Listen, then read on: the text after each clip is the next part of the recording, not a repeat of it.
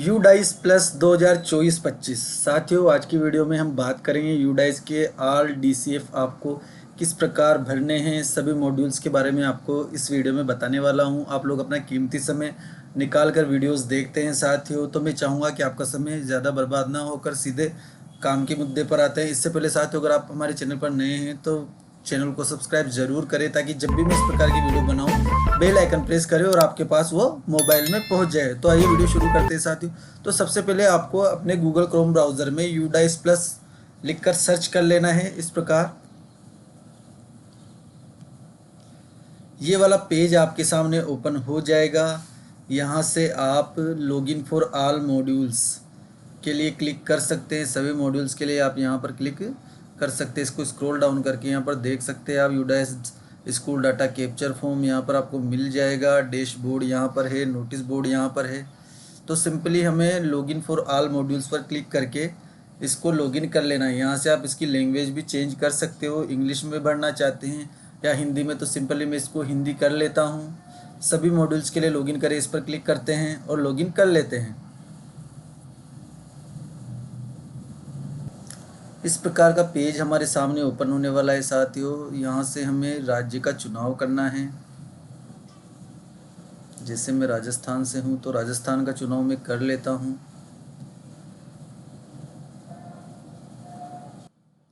यहाँ से आपसे ये यूज़र आईडी और पासवर्ड मांगेगा। यहाँ पर आपको कैप्चा फिल करना है और सिंपली लॉगिन बटन पर क्लिक कर देना है। इस तरह का डैशबोर्ड आपके सामने नज़र आ जाएगा साथियों। यहाँ से आप देख सकते हैं 2023-24 का स्नैपशॉट जो आपने भरा है वो यहाँ से आप देख सकते हैं। इसके अलावा 2024-25 की पूर्ति करने के लिए एरो के निशान पर हमें क्लिक करना होगा। यहाँ देख सकते हैं आप academic year 2024-25 has started, please initiate any student related task accordingly. यहाँ पर कुछ नोट्स दिए हुए हैं, इनको पढ़ लें। To indicate the progression activity, please navigate to the current academic year 2024-25 tab. Then click on the progression activity button located in the left menu. Progression activity के बारे में ये बात कर रहा है, इसके बारे में भी हम बात करेंगे साथियों। तो सिंपली हम 2024-25 एरो बटन पर क्लिक करते हैं और अंदर चलते हैं।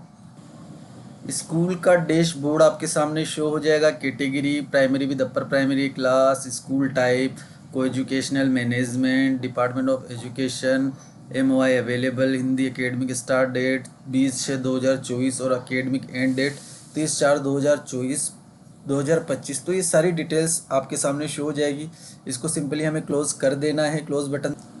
यहाँ पर आप देख सकते हैं साथियों आपकी स्कूल का नाम वगैरह सब यहाँ पर शो हो रहा है। और school user with DCF entry permission, यहाँ पर profile and facilities, teacher module, student module, ये तीनों मॉड्यूल हमारे सामने शो हो रहे हैं। टीचर और स्टूडेंट मॉड्यूल के लिए आपको अलग से आईडी पासवर्ड डाल के लॉगिन करना होगा। तो सिंपली हम प्रोफाइल एंड फैसिलिटीज़ को पहले देख लेते हैं। तो सिंपली आप इस पर क्लिक करें। स्कूल प्रोफाइल के यहाँ पर सभी DCF हमारे सामने खुल चुके हैं। ये देख सकते हैं डाटा कैप्चर फॉर्मेट, ये 1 2 3 4 5 यहाँ से यहाँ तक 2.28 तक हमारे स्कूल DCF के फॉर्मेट है। यहाँ पर हमें आप देख सकते हैं नोट कंप्लीटेड लिखा हुआ आ रहा है। इनमें need correction, previous data snapshot आप यहाँ से ले सकते हैं। ओवरऑल स्टेटस में नीड करेक्शन शो हो रहा है। Data entry is currently active. तो हमें एक एक करके इनको सभी को फीड करना है। तो सिंपली हम सबसे पहले 1.1 से 1.26 तक को इसकी एंट्री करते हैं। अब यहाँ पर school name, name of district, name of the UDISE block वगैरह आप चेक कर ले। फिर उसके बाद आपको स्क्रॉल डाउन करके नीचे आ जाए। इन सभी डिटेल्स को आप स्क्रॉल डाउन करके अच्छे से चेक कर ले। इसमें करेक्शन का ऑप्शन नहीं है। यदि आपको लगता है कि सही है तो मार्क एज कंप्लीट पर क्लिक कर दे, आपकी एंट्री कंप्लीट हो जाएगी। इसके बाद अगला पृष्ठ आपके सामने नेक्स्ट पर क्लिक करेंगे तो ये खुलने वाला है। मूल विवरण, संबंधित जानकारी, श्रेणी, प्रबंधन, संबंधित बोर्ड आदि आपको इसमें भरना है। क्या ये शिफ्ट स्कूल है, हाँ नहीं, ये भरना है। क्या ये आवासीय स्कूल है, नॉन रेजिडेंटल। इसी प्रकार से क्या प्राथमिक स्तर पर अधिकांश विद्यार्थियों को उनकी मातृभाषा के माध्यम से पढ़ाया जाता है, इसको सिंपली हाँ कर दे। क्या स्कूल समय के बाद कोई कौशल प्रशिक्षण केंद्र चलाता है, नहीं। नज़दीकी सरकारी सहायता प्राप्त स्कूल से दूरी किलोमीटर में। यहाँ पर प्राथमिक स्कूल 3, उच्च प्राथमिक अनुभाग से 3, माध्यमिक स्कूल 0, उच्च माध्यमिक जूनियर कॉलेज 3। स्कूल के रास्ते में सभी प्राकृतिक और मानव निर्मित बाधाओं जैसे राजमार्ग, ट्रेन लाइन आदि के लिए छूट के बाद दूरी को पैदल के रूप में परिभाषित किया गया है। इसके अलावा आप इधर आ जाइए, क्या स्कूल तक सभी मौसम में पहुंचने योग्य है? हाँ, नहीं। सड़क है। शैक्षणिक दिनों की संख्या पिछले शैक्षणिक वर्ष में। अब यहाँ साथियों आपको शैक्षणिक वर्षों की संख्या, दिनों की संख्या यहाँ पर भरनी है। क्या स्कूल में सीसी लागू किया जा रहा है? क्या छात्रों का सीसी बीइंग इम्प्लीमेंटेड दैट, क्या छात्रों का संचयी रिकॉर्ड रखा जा रहा है? हाँ पर क्लिक करें। यदि हाँ, क्या छात्रों के संचयी रिकॉर्ड को उनके माता पिता के साथ साझा किया जाता है? इसमें भी हाँ कर दें। क्या छात्रों के संचयी रिकॉर्ड को उनके माता पिता के साथ साझा किया जाता है? इसमें भी हाँ कर देते हैं और सिंपली इसको जमा करें और अगले पर क्लिक कर देना है। आंगनबाड़ी से संबंधित अगला पेज आपके सामने ओपन होने वाला है। प्रश्न संख्या 1.37 से 1.14 केवल सरकारी और सरकारी सहायता प्राप्त विद्यालयों के लिए, तो गवर्नमेंट स्कूलों के लिए ही, और गवर्नमेंट स्कूलों से जो सहायता प्राप्त विद्यालय उन्हीं के लिए। क्या आंगनबाड़ी केंद्र स्कूल परिसर के अंदर स्थित है? यदि है तो हाँ करें, अन्यथा नहीं पर क्लिक करें। अगर हाँ तो आंगनबाड़ी केंद्र का कोड आपको यहाँ पर भर देना है। क्या बाल वाटिका से स्थित है? हाँ। क्या कोई स्कूल से बाहर वाले बच्चे आउट ऑफ स्कूल है? यदि हाँ, विशेष प्रशिक्षण का ब्यौरा दे। वर्तमान में उपचारात्मक शिक्षा ले रहे हैं रेमेडियल टेक्निक विद्यार्थियों की संख्या जो उपचारात्मक शिक्षण ले रहे हैं। शिक्षा में सुधार वृद्धि के लिए कक्षाओं में भाग लेने वाले छात्र। सिंपली साथियों आपको 0 फिल कर देना है। गत शैक्षणिक वर्ष के दौरान स्कूल के दौरे का ब्यौरा, शैक्षिक निरीक्षणों की संख्या, गत वर्ष कितनी बार आपका विद्यालय का औचक निरीक्षण हुआ है उसकी संख्या आपको इसमें भरनी है। सीआरसी हेड समन्वयक द्वारा दौरों की संख्या, खंड स्तरीय बीआरसी बीओ द्वारा इस दौरे की संख्या, सीबीओ अधिकारी बीआरसी अधिकारी अगर कोई दौरे पर आया तो उसकी संख्या आपको इसमें भरनी है। जिला और राज्य स्तर के अधिकारी आए हैं तो उनकी संख्या इसमें भरनी है। क्या आईटी मानदंडों के अनुसार स्कूल प्रबंधन समिति एसएमसी का गठन किया गया है? यस, किया गया है। क्या एसएमसी के समान समग्र शिक्षा निर्देशों के अनुसार स्कूल विकास एवं प्रबंधन समिति का गठन किया गया है? पिछले शैक्षणिक वर्ष में आयोजित एसडीएमसी बैठकों की संख्या आपको यहाँ पर भरनी है। इसके अलावा मुख्य बिंदु में आपको बता देता हूँ। क्या स्कूल सार्वजनिक वित्तीय प्रबंधन प्रणाली के तहत पंजीकृत है? नहीं। क्या स्कूल में बहु कक्ष है? हाँ। यदि एक ही कक्षा में एक साथ पढ़ाए जाने वाले बच्चों की संख्या और कक्षा है, तो हमारे विद्यालय में कक्षा 2 और 3 और 4 और 5 एक साथ बैठती है, तो वो हमने भर रखी है साथियों। क्या स्कूल किसी परिसर कॉम्प्लेक्स का भाग है? नहीं। क्या स्कूल परिसर कॉम्प्लेक्स के लिए एक हब स्कूल है? नहीं। यदि हाँ स्कूल परिसर, तो इसमें तो नहीं भर ही दिया है। क्या स्कूल एक भारत श्रेष्ठ भारत के तहत कोई गतिविधि शुरू की है? हाँ या ना, इसमें से आपको चुनाव करना है। यदि की है तो हाँ करें। क्या स्कूल को फिट इंडिया स्कूल के रूप में प्रमाणित किया गया है? क्या स्कूल सहकर्मी स्वयं शिक्षक मूल्यांकन के आधार पर प्रत्येक शिक्षार्थी के लिए एक समग्र रिपोर्ट कार्ड प्रदान कर रहा है?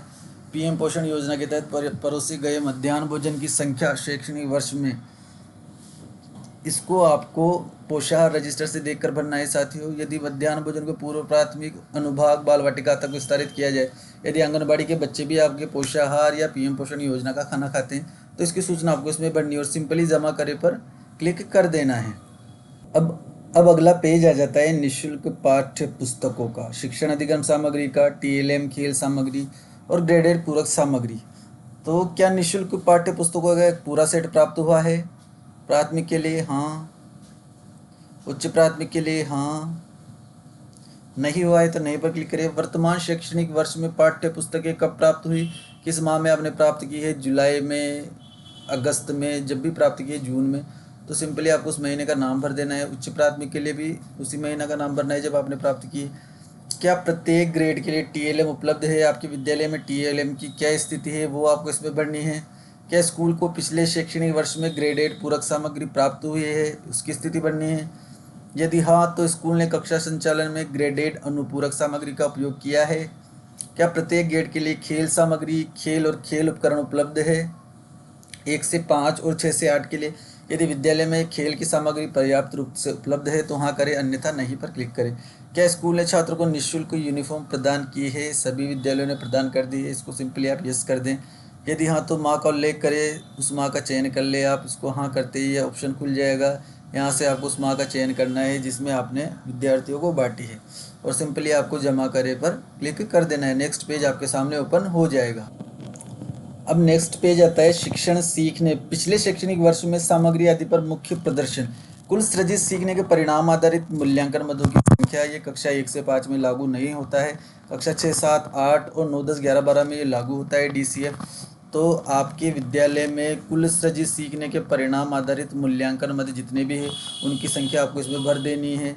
उसके बाद नेक्स्ट आता है क्या स्कूल सक्रिय रूप से शैक्षिक संवर्धन गतिविधियों जैसे परियोजना, समूह कार्य, पोर्टफोलियो, आभासी प्रयोगशालाएं आदि करता है? तो हाँ और नहीं, इसमें से आपको चुनाव करना है। इसके बाद आता है साइबर सुरक्षा पर उन्मुखीकरण प्राप्त करने वाले छात्रों की संख्या। साइबर सुरक्षा पर यदि किसी ने प्रशिक्षण लिया है, छात्रों ने उन्मुखीकरण हुआ है उनका, तो उनकी संख्या आपको इसमें भरनी है। मनोसामाजिक पहलुओं पर प्रशिक्षण प्राप्त करने वाले छात्रों की संख्या। सामाजिक पहलुओं पर यदि किसी छात्र का प्रशिक्षण हुआ है तो सिंपली प्रशिक्षण किसी छात्र का नहीं हुआ है तो इसमें आपको 900 भर देना है, जमा करें और अगले पर क्लिक कर देना है। नेक्स्ट DCF आपके सामने ओपन हो। नेक्स्ट DCF है स्कूल सुरक्षा। सभी प्रकार के स्कूलों के लिए ये मॉड्यूल है। क्या स्कूल आपदा प्रबंधन योजना विकसित की गई है? हाँ या नहीं में आपको इसका जवाब देना है। आपदा प्रबंधन योजना आपने बनाई हुई है तो हाँ कर दे, अन्यथा नहीं करे। क्या संरचनात्मक सुरक्षा अंकेक्षण की गई है? क्या गैर संरचनात्मक सुरक्षा अंकेक्षण की गई है? क्या स्कूल में CCTV कैमरा उपलब्ध है? क्या स्कूल में अग्निशमन यंत्र लगा हुआ है? क्या स्कूल में स्कूल सुरक्षा हेतु नोडल शिक्षक है? क्या छात्र और शिक्षक स्कूल सुरक्षा और आपदा की तैयारी के लिए नियमित प्रशिक्षण लेते हैं? साथियों आपको सही जानकारी इन DCFs में भरनी है, जो एक्चुअल स्थिति है वही भरें। क्या स्कूल को लड़कियों के लिए आत्मरक्षा प्रशिक्षण के लिए अनुदान मिला है? उच्च प्राथमिक, माध्यमिक, उच्चतर माध्यमिक कक्षाओं में आत्मरक्षा प्रशिक्षण प्रदान किया गया है? क्या स्कूल ने प्रदर्शन बोर्ड पर सुरक्षा दिशा निर्देश प्रदर्शित किए हैं? क्या स्कूल ने किसी शिक्षक को प्रथम स्तरीय परामर्शदाता के रूप में नियुक्त किया है? यदि किया है तो हाँ भरे, अन्यथा नहीं भरे। सभी हितधारकों को शामिल करके बाल सुरक्षा सुनिश्चित करने के लिए स्कूल की सुरक्षा अंकेक्षण की आवृत्ति 1, 2, 3 जो भी आपने किया है उसको भर दें यहाँ पर। जैसे हमने ट्विस्ट किया है तो 2 भी किए हैं तो इसको भर देते हैं हम। क्या स्कूल किसी स्कूल के सभी शिक्षकों की तस्वीरें प्रदर्शित कर गया है? एक जो चार्ट बनता है बैनर स्कूल के जिसमें सभी स्टाफ मेंबर्स का फोटो आपके विद्यालय में यदि उपलब्ध है तो हाँ करें, अन्यथा नहीं करें। क्या स्कूल ने विद्या प्रवेश मॉड्यूल को अपनाया है? क्या विद्यार्थी का अटेंडेंस लिया गया है? कौन सा लिया है? अटेंडेंस रजिस्टर, इलेक्ट्रॉनिक और बायोमेट्रिक। तो सिंपली हमारे यहाँ अटेंडेंस रजिस्टर उपस्थिति लेखा में लिया जाता है तो इसको उपस्थिति लेखा कर दे। क्या शिक्षकों का अटेंडेंस लिया गया है? शिक्षकों का हम उपस्थिति लेखा में और इलेक्ट्रॉनिक रूप से दोनों से करते हैं। मोबाइल के जरिए ऑनलाइन अटेंडेंस भी किया जाता है और उपस्थिति लेखा में भी किया जाता है। क्या स्कूल में युवा क्लब का गठन किया गया है? क्या स्कूल में पर्यावरण क्लब का गठन किया गया है? क्या स्कूल के सभी शिक्षकों को शिक्षक पहचान पत्र जारी किया गया है? राज्य SMS स्व प्रमाणन प्राप्त किया गया है? इनको ध्यान से पढ़ ले और उसी के अनुसार हाँ या नहीं में इनका जवाब दे और जमा करे और अगले पर क्लिक कर दे। ये DCF आपका पूरा हो जाए। इसके बाद सबसे महत्वपूर्ण जो DCF आय और व्यय के बारे में है, इसको बहुत ही ध्यान से साथियों आपको भरना होगा। वित्तीय संबंधित ब्यौरा इसमें आपको फीड करना है। वित्तीय वर्ष 2023-24 के दौरान स्कूल द्वारा प्राप्त अनुदान एवं किया गया व्यय सरकारी एवं सरकारी सहायता प्राप्त स्कूलों के लिए। तो जो भी आपने अनुदान प्राप्त किया है, समग्र शिक्षा के अंतर्गत अनुदान, संयुक्त स्कूल अनुदान रसीद रुपए में, व्यय रुपए में, जितना प्राप्त किया है वो यहाँ लिखे और व्यय यहाँ पर लिख देना है आपको। पुस्तकालय, बड़े मरम्मत कार्य हेतु अनुदान, खेल और शारीरिक शिक्षा के लिए अनुदान, मीडिया और सामुदायिक जुटाव हेतु SMC के लिए, प्री स्कूल स्तर पर सहायता हेतु अनुदान केवल प्राथमिक स्कूल अनुभागों के लिए। तो इनमें से जो अनुदान आपने प्राप्त किया है उसको आप यहाँ पर फीड कर दे रसीद रुपए में और वे खर्च यहाँ पर फीड कर दे। इसके बाद स्कूल को प्राप्त वित्तीय सहायता, जो वित्तीय सहायता आपको प्राप्त हुई है गैर सरकारी संगठन से यदि कोई प्राप्त हुई है तो हाँ करें, अन्यथा नहीं करें। यहाँ पर उसका नाम हो जाएगा जिससे आपने प्राप्त की और राशि यहाँ पर आपको भर देनी है। सार्वजनिक क्षेत्र के उपक्रम में यदि प्राप्त हुई है तो हाँ करें, अन्यथा नहीं पर कर दे, दोनों ऑप्शन अपने आप बंद हो जाएंगे। समुदाय से यदि किसी भामाशाह ने या किसी समुदाय की तरफ से आपको, गांव वालों की तरफ से या अन्य की तरफ से आपको कुछ राशि प्राप्त हुई है तो हाँ करें, अन्यथा नहीं कर दे। इसी प्रकार अन्य सोर्सेज से आपको राशि प्राप्त हुई है तो हाँ करें, अन्यथा नहीं कर दे। इसके बाद आता है कि स्कूल निम्नलिखित के लिए इन्वेंटरी रजिस्टर बनाए रख रखा है पिछले शैक्षणिक वर्ष में। आईसीटी वस्तुओं पर इन्वेंटरी रजिस्टर, आईसीटी की जो लैब की जो वस्तुएं आती हैं उनके लिए आपने रजिस्टर बना रखा है। खेल उपकरणों पर सूची रजिस्टर, लाइब्रेरी पुस्तकों पर सूची रजिस्टर, तो सिंपली सभी विद्यालयों में बना हुआ है, तो इन तीनों पर आप हाँ हाँ कर सकते हैं। इसके अलावा निम्नलिखित आधार पर स्कूल का कुल वार्षिक व्यय, रख रखाव हाउस कीपिंग में कितने व्यय हुए, शिक्षकों पर कितना खर्चा हुआ, निर्माण कार्य में कितना हुआ, मरम्मत निर्माण कार्य में, अन्य में कितना खर्च हुआ, और कुल किया गया व्यय आपको जब यहाँ भरेंगे आप तो टोटल अपने आप यहाँ पर शो हो जाएगा। और जितना भी आपने खर्च किया है, स्कूलों को लगभग 25,000 और 50,000 की राशि मिलती है, उसी में से आपको इसमें फीड करनी है। और यदि कोई अनुदान प्राप्त हुआ है कहीं से आपको तो वो भी आप इसमें फीड कर सकते हैं। और सिंपली आपको जमा करें और अगले पर क्लिक कर देना है। नेक्स्ट डीसीएफ हमारे सामने ओपन होगा।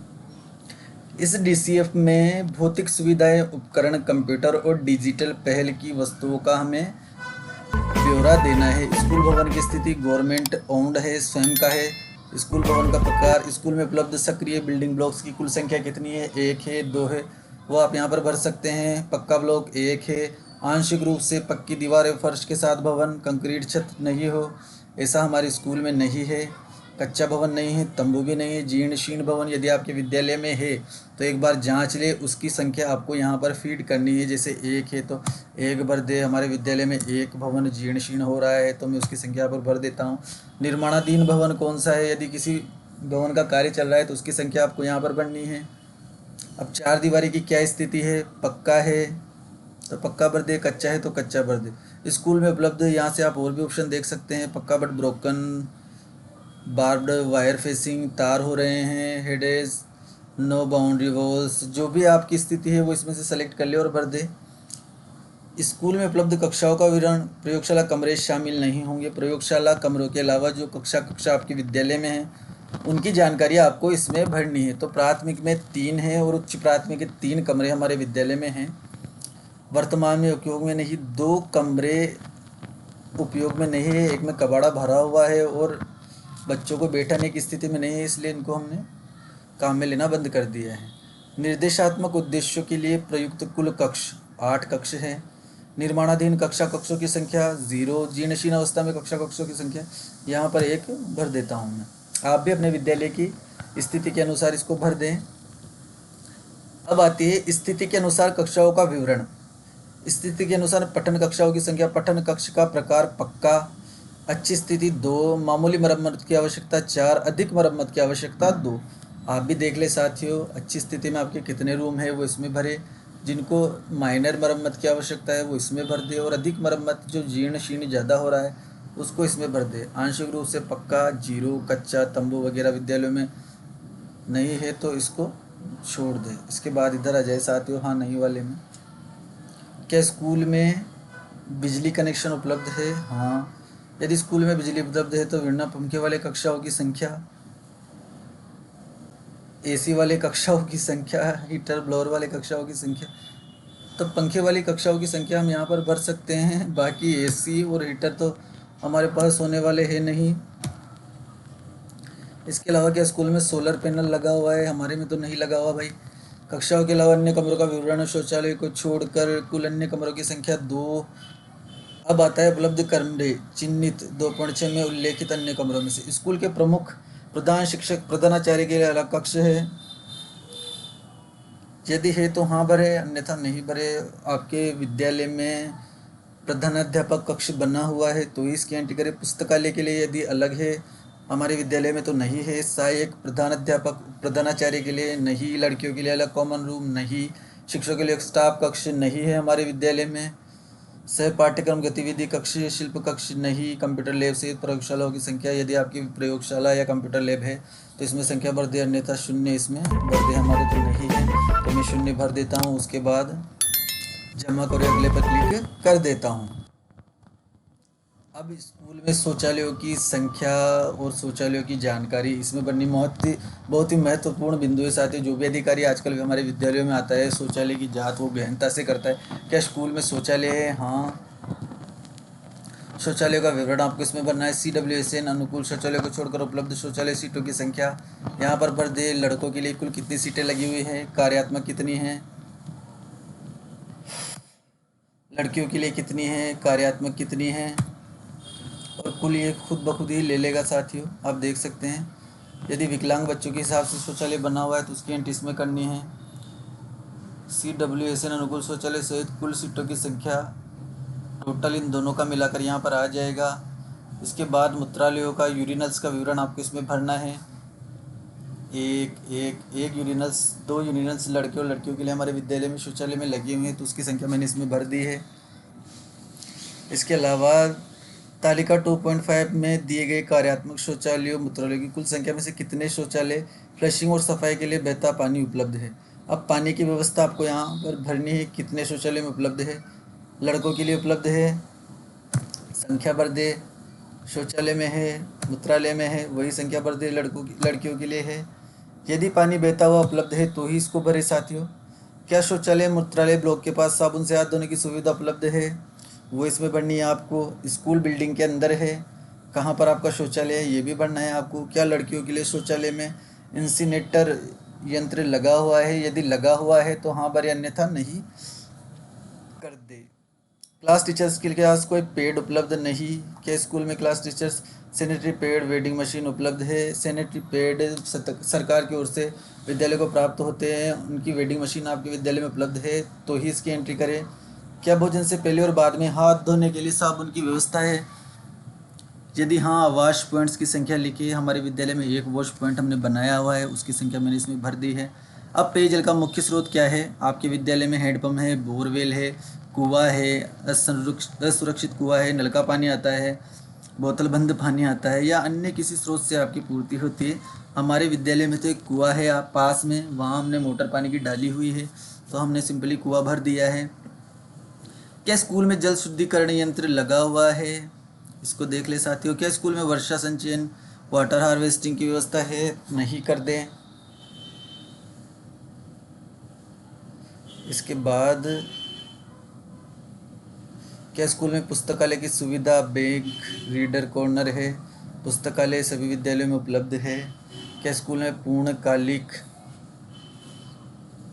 पुस्तकालय अध्यक्ष है, नहीं है। क्या स्कूल समाचार पत्रों पत्रिकाओं की सदस्यता लेता है, हाँ। बच्चों द्वारा कितनी बार लाइब्रेरी की किताबें उधार ली गई है। जो भी किताबें आप लाइब्रेरी में बांटते हैं उनकी संख्या आपको इसमें भर देनी है।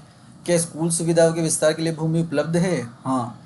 विद्यालय की बिल्डिंग के लिए या विद्यालय में किसी और प्रकार का निर्माण आप करवाना चाहते हैं सुविधाओं के लिए, उसकी भूमि आपके लिए अगर विद्यालय में उपलब्ध है तो उसको हाँ करें, अन्यथा नहीं कर दें।